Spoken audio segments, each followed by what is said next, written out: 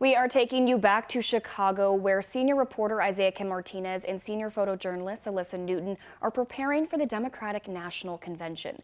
Now, Isaiah, I want to bring back what you talked about earlier about how many Kentucky delegates are riding this national high that Beshear had going into this race. Yeah, Alex, a lot of them tell me just because he didn't get the vice presidential nod, the running mate nod, doesn't mean that that attention on Kentucky has suddenly disappeared. Again, these are their words. Of course, Republicans will say the attention was mainly on the governor himself, not so much on the state. But again, when it comes to the DNC, they believe it is positive attention Kentucky has gotten. I do want to show you again, set the scene here in Chicago, Illinois. We have the DNC signs throughout downtown. It's very clear what's happening here. Again, Chicago has hosted more presidential conventions than any other city, both on the Republican side and the Democratic side.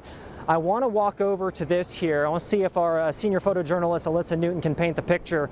We actually have photos just kind of painted on the side of this wall here showing Kamala Harris, the vice president, and you see underneath her the word freedom. Now, we know way back in 2008, a big part of then presidential candidate Barack Obama's campaign was the photo that everyone has seen before with the word hope written underneath it.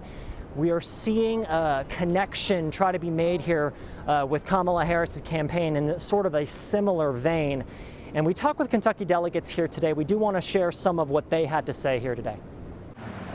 4.5 hours from downtown Louisville, and Democrats from across the country are in Chicago for the party's biggest day since 2020.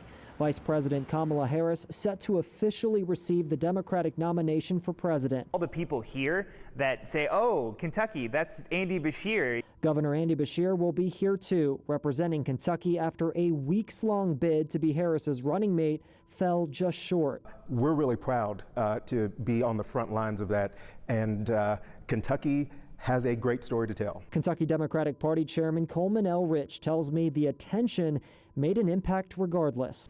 He says he put Kentucky on the map with the national attention. Do you believe that, and why? I do believe that, and I think if you have to look at where we came from.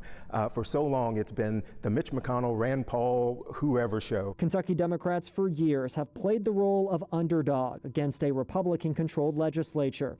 They continue to look toward Beshear to help turn the tide. He's going to do whatever he can do to make sure that we are taken care of as the Commonwealth. But what will his role look like now on the national radar to, in his words, change the perception of Kentucky being a flyover state? It's something we'll be watching closely as the DNC kicks off Monday.